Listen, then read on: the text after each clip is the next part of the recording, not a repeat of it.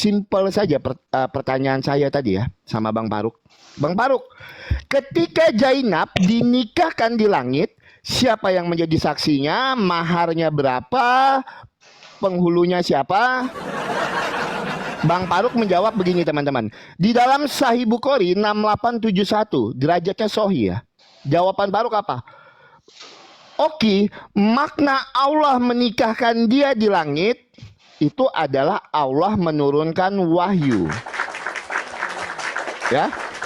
Makna Allah menikahkan dia di langit itu adalah maknanya Allah menurunkan wahyu. Coba kau tunjukkan datanya mana. Saya bertanya, ada datanya. Ya, saya bertanya ada data, bukan dengan asumsi saya. Berlandaskan data dan dalil dan sesuai dengan narasi Bang Faruk tentang syarat sah-sahnya sebuah pernikahan. Itu. Coba tunjukkan kepada saya satu data yang menuliskan kalau makna dari pernikahan di langit itu adalah Allah menurunkan wahyu. Coba, saya nggak mau menambah pertanyaan saya masih fokus di situ. Tolong jawab pakai data, pakai dalil. Teman-teman Kristen tembusin di 100k tap-tap layarnya guys. Tembusin di 100k tap-tap layarnya. Oke.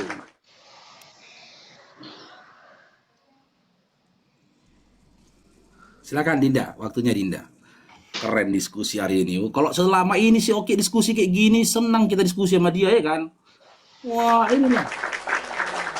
Iya kan, iya kan. Inilah diskusi Oki yang paling keren kali Oki. Dia jujur, lugas, tegas, to the point dia dengan mengatakan di dalam Bible tidak ada syarat-syarat sah perkawinan, ketetapan dari Tuhan tidak ada. Harus begini, harus begitu, harus begini, harus begini, tidak ada.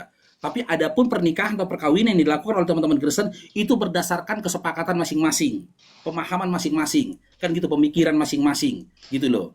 Nah, berarti apapun yang kalian lakukan ketika kalian menikah, ya, menikah ini perkawinan kalian lakukan, barakallahu fikum Bunda Ana. Yesus menyaksikan itu. Yesus berkata, "Ngapain kalian ki?" Oh, ini ritual perkawinan Yesus. Hah? Kapan aku ngajarinnya? Nggak perlu kau ngajarin lah Yesus. Kami gunakan akal kami. Gitu loh. Dalam sakramen ini. Yang baik bagi diri kami. Lalu Yesus menjawab, apa bedanya kok sama binatang, Oki? Binatang pun bersetubuh dengan binatang lainnya. Itu tidak berdasarkan ketetapanku. Tapi berdasarkan akal-akalannya binatang. Berdasarkan kesepakatannya binatang. Mungkin seekor B2 ya kehendak bersetubuh dengan B2 jantan lainnya. Kesepakatan mereka, ketentuannya yang pertama, B2 perempuan itu harus nunggeng duluan gitu. Lalu B2 jantan melakukan langkah 3 kali, manjat tubuh B2 perempuannya, ditungginginya, lanjut gitu. Apa bedanya kau sama binatang? Ketika kau akui kalian tidak punya hukum, tidak punya syarat-syarat sah perkawinan. Maka benarlah teman-teman ya, iman Islamlah yang membedakan manusia dengan hewan. Karena ketika kalian tidak hidup dengan iman dan Islam di atas bumi ini, maka perbuatan kalian, bahkan pernikahan kalian mirip-mirip dengan hewan. Karena apa? Karena berdasarkan kesepakatan masing-masing, ketentuan masing-masing, syarat-syarat sah masing-masing. Hewan juga melakukan hal yang demikian. Dinda, untuk pertanyaanmu tadi, Bang Faruk udah bilang sama kamu Dinda ya, ketika Allah berkehendak, maka nggak perlu ketetapan, nggak perlu aturan, nggak perlu syarat. Wali, mahar, saksi, itu bagi manusia, bukan bagi Allah. Contoh, ketika Allah hendak menjadikan gunung, kan gitu, menjadikan sesuatu, Allah itu nggak butuh ini, nggak butuh itu, nggak butuh ini, nggak butuh itu, nggak butuh. Manusia yang butuh. Contoh, ketika manusia itu hendak membuat gedung, manusia butuh batu bata, manusia butuh semen, manusia butuh pasir, manusia butuh pekerja. Itu manusia. Tapi dalam surah Al-Adab 37 kan Allah langsung yang menikahkan Nabi Muhammad SAW dengan Zainab. maka ketentuan itu tidak berlaku bagi Allah. Tak berlaku. Analoginya aku kasih aja ini sama Muki. Ketika kau masuk ke dalam sebuah perusahaan, kau ingin kerja di sebuah perusahaan, persyaratannya itu banyak, harus begini, harus begini, harus begini, harus begini, harus begitu. Tapi ketika kau datang ke perusahaan itu, ya, ketika kau datang ke perusahaan itu, berdasarkan ketetapan dari Bapak Presiden Prabowo Subianto, maka peraturan dari perusahaan itu nggak berlaku lagi bagimu. Nggak berlaku. Kau nggak perlu memenuhi persyaratan-persyaratan lagi. Karena apa? Pihak perusahaan, ya, Bapak Prabowo Subianto selaku presiden sudah menyampaikan kepada pihak perusahaan, aku sendiri yang mengizinkan Oki untuk bekerja di perusahaanmu. Kerja di perusahaannya, nggak perlu lagi pakai prosedur-prosedur. Karena apa? Bapak Prabowo Subianto sendiri yang bertanggung jawab atas dirimu. Bapak Prabowo Subianto yang bertanggung jawab atas kinerjamu. Sama dengan Al-Adab 37 tadi. Allah sendiri yang bertanggung jawab tentang pernikahan Nabi Muhammad SAW. Dosa, pahala, haram, halal itu ketetapannya Allah. Surga, neraka itu miliknya Allah. Allah yang berkehendak siapa-siapa mau dimasukkan ke surga. Allah yang berkehendak siapa-siapa mau masukkan di neraka. Gitu loh. Itu ketetapan dia mutlak, tidak bisa diganggu dan juga tidak bisa digugat oleh siapapun. Begitu Dinda. Ya. Lantas si Oki udah goyang-goyang udah. Kayaknya kita ganti tema aja lagi ya. Ganti tema aja ya. Kayaknya udah selesai tema ini. Enggak, kau udah ngaku nggak ada. Udah nggak ada.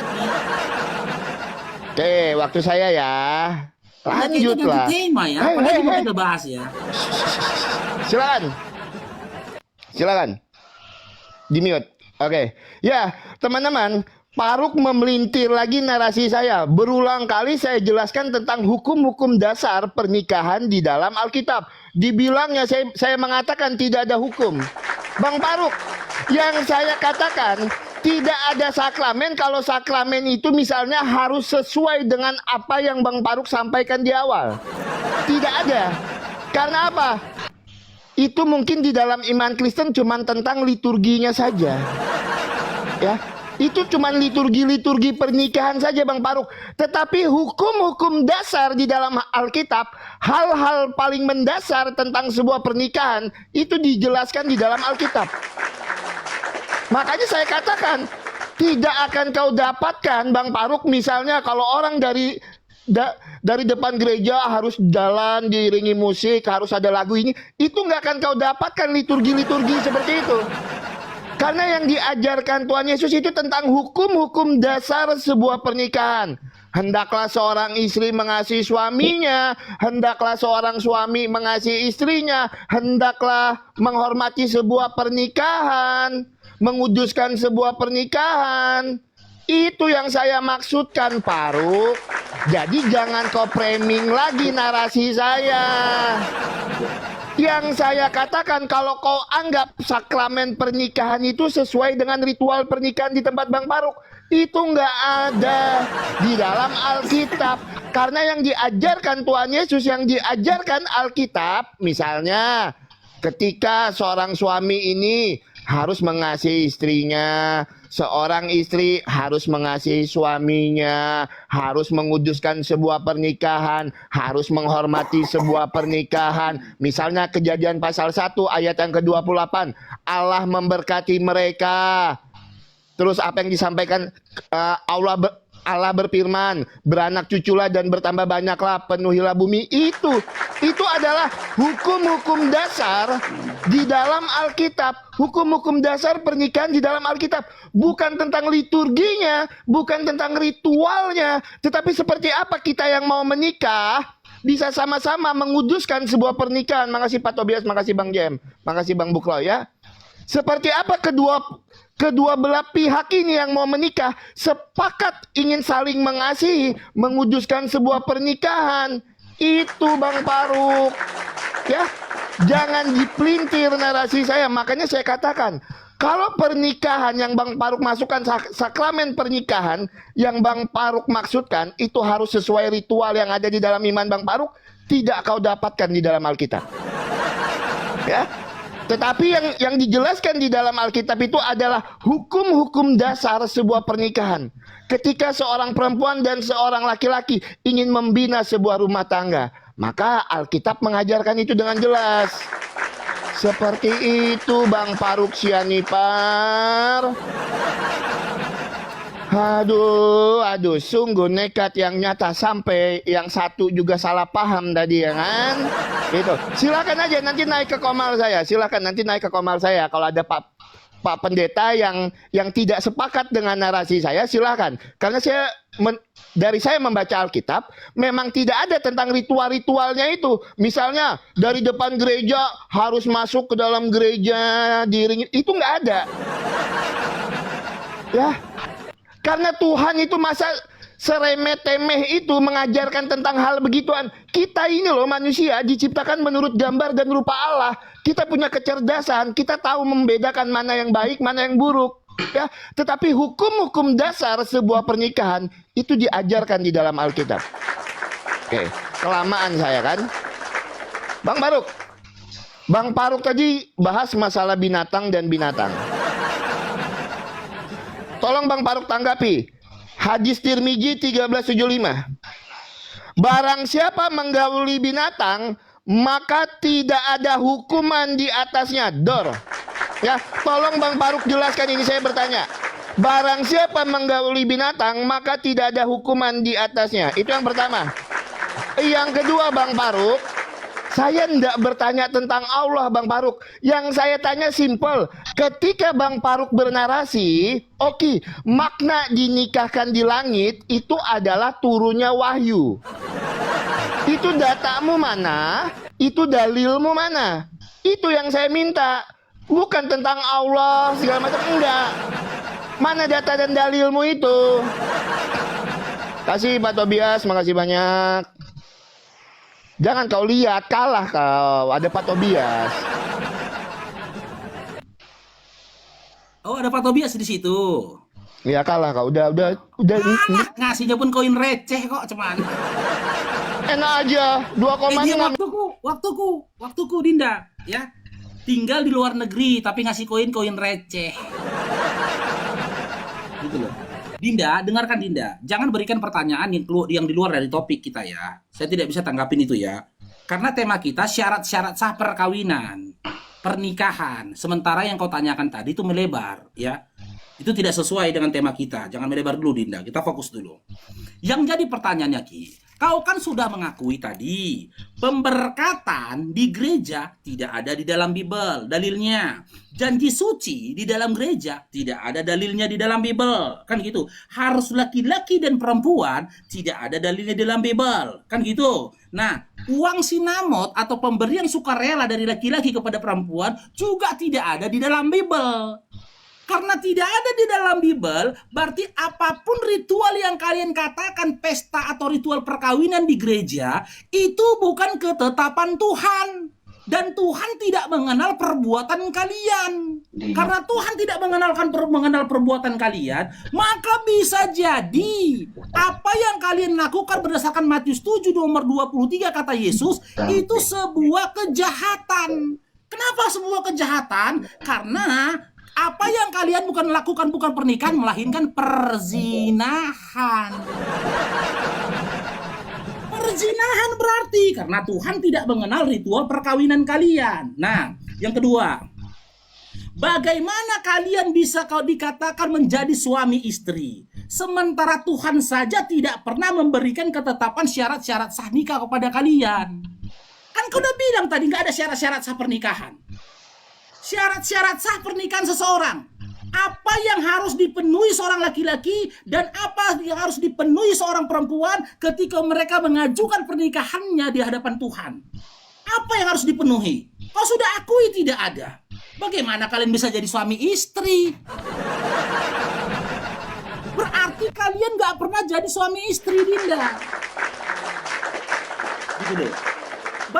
Bagaimana kau katakan berumah tangga itu harus kudus, suami harus menyayangi istri, istri harus berbakti kepada suami. Itu ketetapan dalam berumah tangga. Itu dalam berumah tangga, Dinda. Yang aku pertanyakan dari tema kita di awal tadi, ada laki nih, ada perempuan nih di Kristen nih. Mereka mau nikah. Ngerti? Mereka mau nikah, belum nikah. Mau menikah. Mau jadi suami istri. Syarat-syarat apa yang harus mereka penuhi? Masya Allah, barakallahu fikum Bang Hana, Bunda Hana. Syarat apa yang mereka harus penuhi? Itu yang saya tanyakan ke kau. Dan kau sudah mengakui tidak ada ketetapannya. Tidak ada ketentuannya. Gitu loh. Dan kau bilang, oh kita manusia punya akal, punya logika. Gak mungkin kita melakukan perbuatan yang tidak-tidak atau perbuatan yang menjijikkan. Lah, pada waktu yang sama kau telah melakukan. Kalian persatukan laki-laki dan perempuan dalam sebuah ikatan pernikahan, sementara Tuhan tidak pernah memberikan ketetapan itu atas kalian. Kalian perbolehkan seorang laki-laki dan perempuan bersetubuh, tinggal satu rumah, tidur satu kamar, sementara Tuhan tidak pernah memberikan izin dan juga legalitas atas apa yang kalian lakukan. Kalian di hadapan manusia, saya akui sah perkawinan kalian di hadapan manusia. Tapi Tuhan, jangankan sah di hadapan Tuhan sendiri tidak mengenal perkawinan kalian. Gak kenal. Gitu loh. Kau sendiri sudah mengakui, kalaulah memang kau mau merubah pertanyaanmu di awal, jawabanmu di awal, karena mungkin di bawah tekanan bapak-bapak gereja kan. Udah mulai di SMS kau kan, di DM kau kan, atau di WA kau, Oki, gak boleh kau begitu Oki. Mau kau robah nih, andai kan mau kau robah nih jawabanmu, silahkan robah Ki. Inilah diskusi itu tadi, silahkan. Mau kau revisi jawabanmu di awal, silahkan. Adakah syarat-syarat yang harus dipenuhi seorang laki-laki dan juga seorang perempuan ketika mereka mengajukan permohonan perkawinan mereka di hadapan Tuhan? Syarat ini sebelum jadi suami istri. Saya paham, Dinda? Jadi saya kembalikan pertanyaan saya seperti pertanyaan di awal tadi. Mana tahu salah menjawab kok tadi kan. Silakan. Oke, sebentar ya. Beda tipis sama spender luar negeri. Faruk, kau 5K aja dari Pak Tobias. Kalian nggak bisa kejar. Udah, stop. Pak Tobias nggak usah terpancing, Pak Tobias. Biarin aja Pak Tobias, nggak usah terpancing. Oke. Bang Faruk, kau memaksakan hal yang sudah saya jawab dari tadi. Kau tanya putar balik. Saya sudah bacakan Kejadian 1 ayat 28. Dikatakan, Allah memberkati mereka. Lalu Allah berfirman, beranak cuculah dan bertambah banyaklah, penuhilah bumi. Makanya ada pemberkatan di gereja. Hal terpenting di dalam sebuah pernikahan, di dalam iman Kristen, itu adalah pemberkatan itu. Ya, ketika pendeta itu menopang tangannya. Itu adalah hal paling terpentingnya. Saya tidak merubah jawaban saya, karena yang saya katakan, tidak ada sakramen pernikahan, ya, kalau yang sakramen itu Bang Faruk maksudkan sesuai dengan iman Bang Faruk. Enggak ada. Karena hal itu Bang Faruk cuma liturgi pernikahan di dalam iman Kristen. Itu yang saya katakan tadi. Ya. Atau saya tunjukkan datanya ya teman-teman ya. Nanti dikira Bang Faruk kita ngarang ya, dikira teman-teman muslim kita ngarang nih. Kejadian pasal 1 ayat yang ke-28. Allah memberkati mereka. Lalu Allah berfirman kepada mereka, beranak cuculah dan bertambah banyaklah, penuhilah bumi. Makanya ketika pemberkatan itu ada pendeta yang menopang tangan dan memberkati suatu pernikahan. Itu Bang Faruk ya. Saya sudah jawab dari tadi, kau ulang-ulang terus. Pertanyaan Faruk Sianipa lagi. Apa yang harus dipenuhi Ki seorang laki-laki dan seorang perempuan ketika dia mau menikah? Makanya ada namanya belum menikah itu ya. Kita itu harus ikut pendidikan dulu. Bukan langsung menikah saja. Enggak. Makanya ya, hal yang harus dipenuhi misalnya di dalam kitab Efesus sudah jelas ditegaskan. Hai suami, kasihilah istrimu sebagaimana Kristus mengasihi jemaatnya. Hai istri, kasihilah suamimu. Itu yang harus dipenuhi. menghormati sebuah pernikahan di dalam kitab Ibrani, menguduskan sebuah pernikahan di dalam hati mereka. Itu yang terpenting. Hukum-hukum dasar itu yang terpenting di dalam sebuah pernikahan. Bukan tentang ritualnya Bang Faruk, karena itu cuma liturgi. Dari tadi saya katakan ritualnya itu cuma liturgi. Misalnya orang dari depan gereja masuk ke dalam dengan iringan lagu, itu cuma liturginya saja. Ya, tetapi yang ditekankan Tuhan Yesus itu adalah hukum-hukum dasar sebuah pernikahan. Seperti apa sepasang suami istri ini bisa menguduskan sebuah pernikahan, menghormati sebuah pernikahan. Karena Tuhan Yesus sendiri mengajarkan, apa yang dipersatukan oleh Allah tidak boleh diceraikan oleh manusia. Jelas. Ya, jadi jelas, saya sudah jawab semua pakai data dan dalil. Teman-teman, Faruk tadi yang ngomong teman-teman ya. Faruk sendiri, jangan melebar temanya. Faruk sendiri yang ngomong di awal, menikah binatang dengan binatang.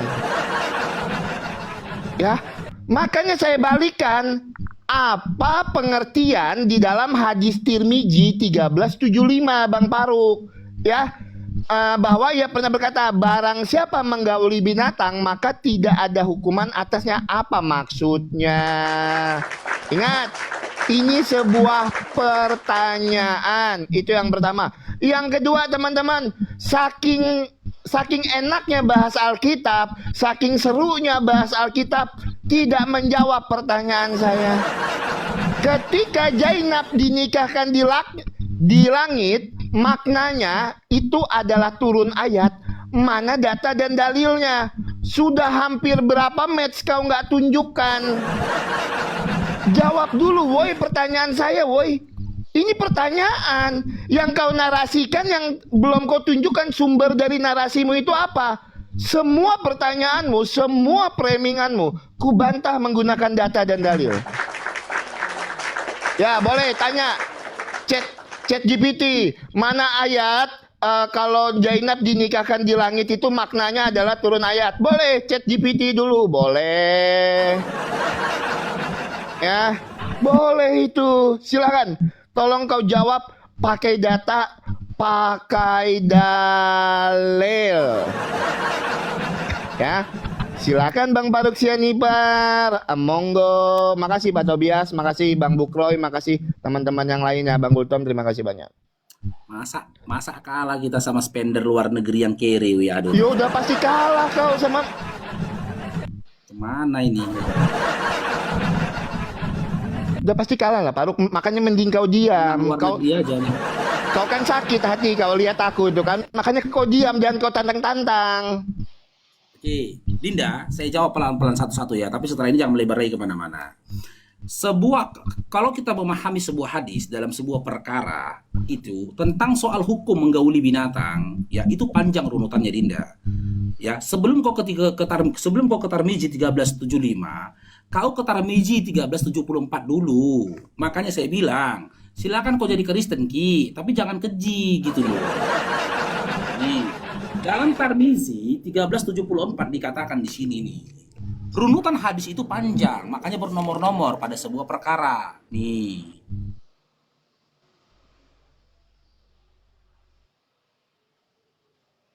Suaramu hilang.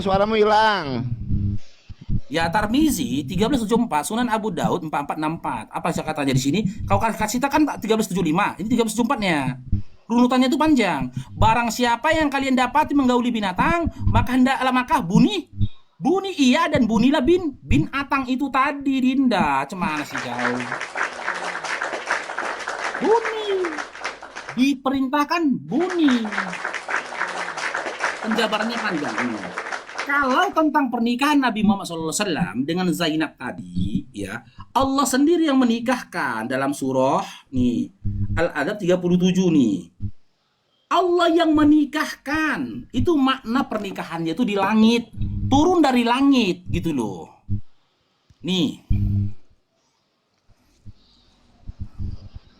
Kita bukakan ya. Nih. Maka ingatlah ketika engkau Nabi Muhammad SAW berkata kepada orang yang telah diberi nikmat oleh Allah dan engkau juga telah memberi nikmat kepadanya, pertahankanlah istrimu dan bertakwalah kepada Allah. Sedang engkau menyembunyikan di dalam hatimu apa yang akan dinyatakan oleh Allah, dan engkau takut kepada manusia padahal engkau lebih berhak untuk ditakuti. Maka ketika Zaid telah mengakhiri keperluan terhadap istrinya atau menceraikannya, kami nikahkan. Kami nikahkan. Kami ini dhamir bagi Allah keagungannya. Kami nikahkan engkau dengan Zainab. Kemana sih? Bukan saya tidak menjawabnya, Dinda. Cuman gimana ya? Pemahamanmu yang nggak nyampe ke sana mungkin. Dinda, yang jadi pertanyaan saya, syarat-syarat sah sebelum menjadi seorang suami istri. Pak Muhammad datang itu meninggal tuh spender kau tuh. Apa yang harus dipenuhi laki-laki dan perempuan ketika mereka mengajukan pernikahan di hadapan Tuhan? Kau bilang mereka harus mengikuti pendidikan, Bang. Ikut pendidikan. Kupikir cuma jadi militer aja mengikuti pendidikan. Ketika mau menikah harus mengikuti pendidikan, kata si Oki. Ya sudah, kuterimalah syarat-syarat sahnya itu yang salah satunya mengikuti pendidikan, ya kan? Cuman ketetapannya itu di mana? Ketetapannya itu kalau orang Kristen mau nikah harus mengikuti pendidikan, itu tertulis di mana ketetapannya? Biar kita samakan ini dengan pendidikan militer. Adakah ketentuan harus push up 60 kali? Harus pull up 20 kali? Harus bisa squat jam 120 kali? Gimana ketentuan itu? Baru ini aku tahu loh, syarat nikah harus ikut pendidikan. Bisa salah paham orang kan. Ini Oten ini mau nikah. Kok ngapain? Lagi pendidikan. Pikir orang, oh mah keren dia, wah. Pendidikan akpol atau pendidikan militer. Rupanya pendidikan pernikahan. Ikuti pendidikan. Yang kemarin ada Kristen sama aku diskusi, Ki. Kata dia harus punya KTP, katanya. Si Jack lagi bilang kemarin kan, syarat nikah di Kristen itu apa? Harus dicek dulu di kantor kelurahan, katanya. Masa Tuhan pengen ngurusin kantor kelurahan, ngurusin KTP, ngurusin pendidikan? Ini gimana sih? Tapi aku nggak mau ya. Aku tidak mau intervensi jawabanmu. Di mana datanya ya dikatakan ya Kristen, seorang laki-laki atau perempuan ketika hendak menikah dia harus mengikuti pendidikan? Di mana? Biar kita komparasikan apa beda pendidikan pernikahan kalian sama pendidikan militer. Silakan. Oke, siap. Makasih Pak Tobias, makasih. Mana yang kau bilang spender mau tadi mana? Kok nggak gerak? Sabar lah, top up kan butuh waktu lama, cuman aja. Oke, teman-teman. Ya.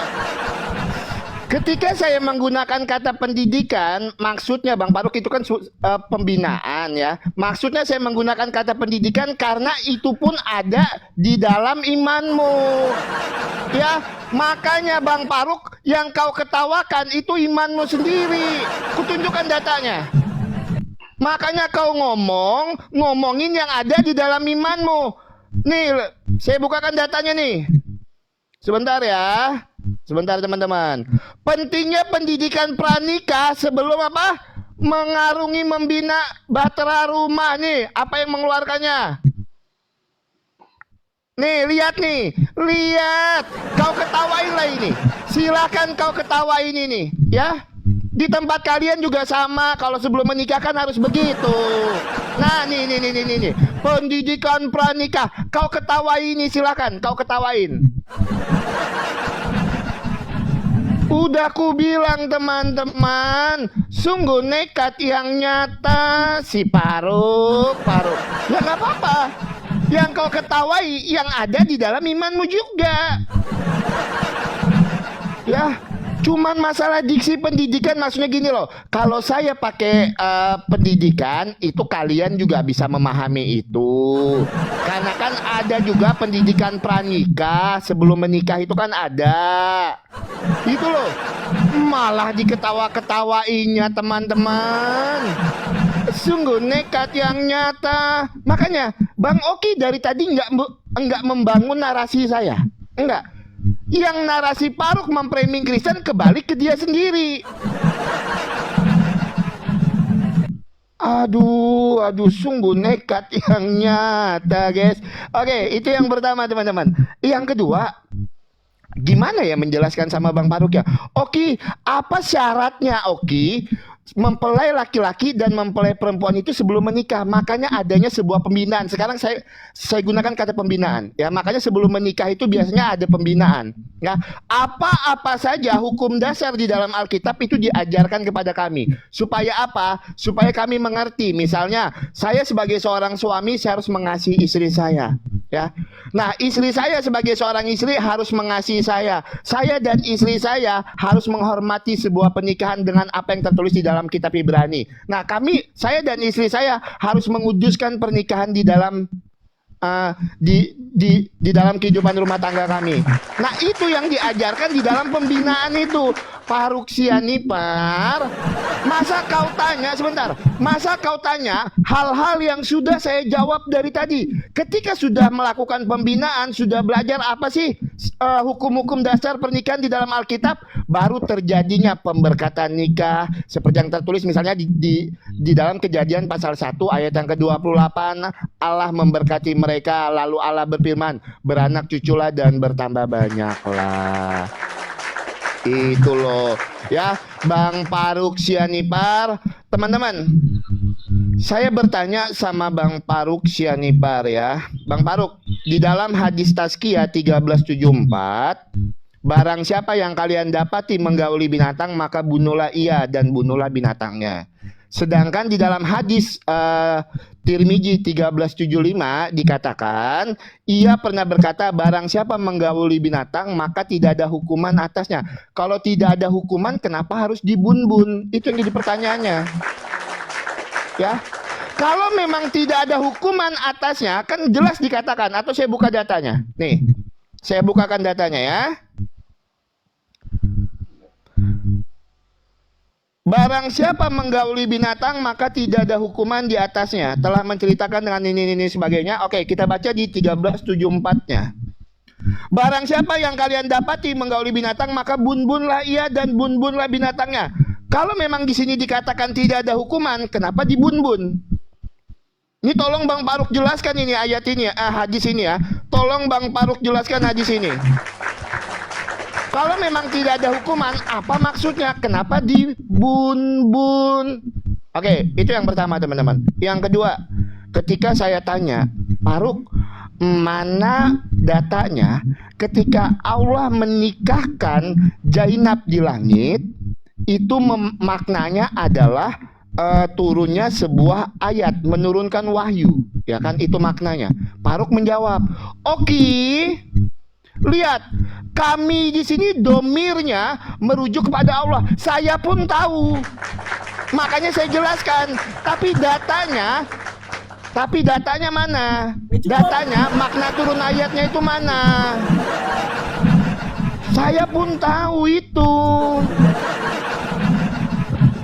Oke, sebentar Bang Faruk. Udah mau jam 3. Faruk satu kali lagi, aku 10 menit. Habis itu Faruk closing statement. Oke, ya. Berarti pendidikan yang kau sampaikan tadi itu tidak ada data ya di dalam Bible ya. Tidak ada ya. Itu cuma akal-akalanmu saja. Sementara data yang kau tunjukkan tadi berdasarkan pemahaman dalam Islam itu tidak masuk ke dalam rukun dindang. Itu tidak masuk ke dalam rukun. Rukun nikah itu sudah ditetapkan oleh Allah berdasarkan dalil di dalam Al-Quran yang kusampaikan tadi kepadamu di awal, Dinda. Cuman ya, jujurlah kau Ki dengan hatimu sendiri. Barakallahu fikum Bunda Rus, ya. Yang jadi pertanyaan saya tadi di awal, Masya Allah Pak Muhammad, jazakallah khair, ya. Apakah Tuhan di dalam Bible kalian ya pernah mengajarkan ritual perkawinan dengan cara pemberkatan pendeta di atas kepala kedua mempelai, itu dari tadi kan sudah kau katakan nggak ada. Itu nggak ada, pengajaran kayak itu di Bible itu tidak ada. Nah, sementara syarat sah perkawinan kalian ketika pendeta menopang kedua tangannya di atas kepala mempelai. Kan gitu, berarti kan itu hukumnya pendeta kan, aturannya pendeta kan, ketetapannya pendeta kan, bukan ketetapan Tuhan. Makanya aku bilang tadi sama Dinda Oki, bisa jadi pernikahan yang kau lakukan itu sah di hadapan pendeta, tapi zinah di hadapan Tuhan. Memang sah, aku gak bubat itu, sah itu di hadapan pendeta. Di hadapan negara, sah itu pernikahanmu memang di hadapan negara. Tapi di hadapan Tuhan, nanti dulu kalau kau katakan sah. Karena apa? Karena kau tidak memberikan ketetapan-ketetapan yang harus dipenuhi oleh calon suami dan juga calon istri. Nggak bisa kau tunjukkan. Nah, berarti apapun yang kalian lakukan di situ dalam ritual pernikahan kalian, Tuhan tidak mengenalnya. Makanya kembali ku bilang dalam Matius 7 nomor 23, Yesus berkata, "Nyala kau dari hadapanku sekalian pembuat kejahatan." Di kalimat sebelumnya orang-orang memanggil dia Tuhan. Kenapa ternyata Yesus menyangkal? Masya Allah, barakatuh Pak Muhammad. Kenapa Yesus menyangkal orang-orang yang memanggil dia Tuhan? Bernubuat dengan nama dia, bermukjizat dengan nama dia, ngusir setan dengan nama dia dalam Matius 7 nomor 22-23. Ternyata orang-orang yang memanggil Yesus Tuhan telah melakukan perbuatan keji.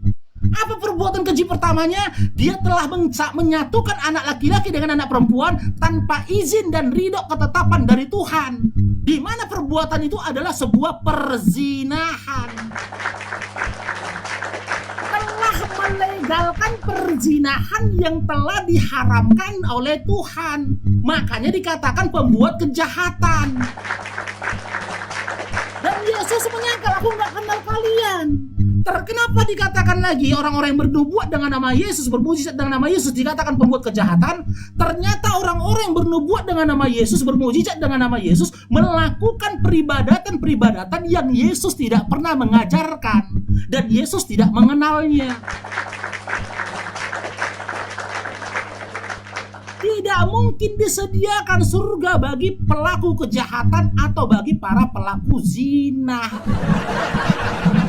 Tidak akan mungkin, Dinda, gitu loh. Tidak akan mungkin. Pertanyaanku dari awal, Dinda, itu tentang syarat sah seorang laki-laki dan perempuan ketika mengajukan sebuah perkawinan, bukan setelah kawin. Bukan setelah kawin. Bagaimana kau mengatakan seorang suami harus mengasihi istrinya, sementara kalian nggak pernah dinyatakan suami istri di hadapan Tuhan? Kan gitu. Seorang istri harus berbakti kepada suaminya. Bagaimana dia mau berbakti kepada suaminya sementara laki-laki itu tidak pernah dinyatakan suami di hadapan Tuhan? Kenapa tidak pernah dinyatakan suami di hadapan Tuhan? Karena mereka telah mengakal-ngakali dan membuat ritual perkawinan yang mereka katakan dari Tuhan, padahal itu bukan dari Tuhan. Makanya ternyata Ki, di luar negeri sana, Ki, izin Ki ya, di luar negeri ada gereja yang mengawinkan laki-laki dengan laki-laki. Ada gereja yang mengawinkan perempuan sama perempuan. Ada juga itu video yang beredar mengawinkan laki-laki dengan babi. Ada. Beranikah kalian mengatakan itu salah? Nggak berani kalian mengatakan itu salah. Karena apa? Tidak ada ketentuan hukum, tidak ada rukun, tidak ada ketetapan yang bisa menyatakan orang yang mengawinkan laki-laki sama laki-laki, perempuan sama perempuan, manusia sama babi itu salah. Nggak ada. Nggak ada, Dinda, karena tidak ada hukumnya sebagai cermin kesalahannya mereka.